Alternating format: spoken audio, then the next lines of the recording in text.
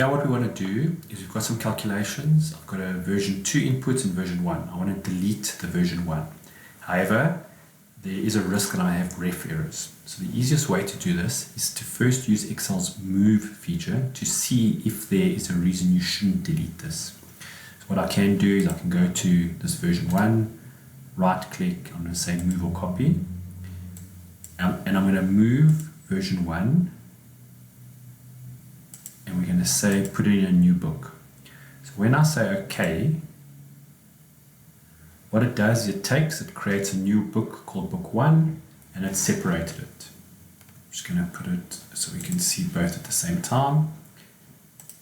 The usefulness of this is that the formulas update themselves.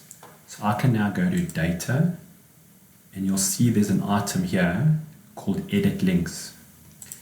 And this will tell me if anything in this sheet is connected in the new one we've created, and you can see it's telling us there are some connections. And if you want to see where those connections are, you can either go and look through here. So I happen to know that that one there has got it.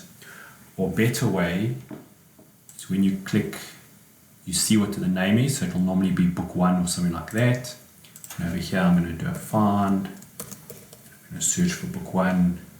And when I say find all, it'll list all the cells that seem to be referencing to this cell. So if we had deleted it, those two would turn into ref errors. Now you can decide whether it's correct or incorrect and whether you need to make a change.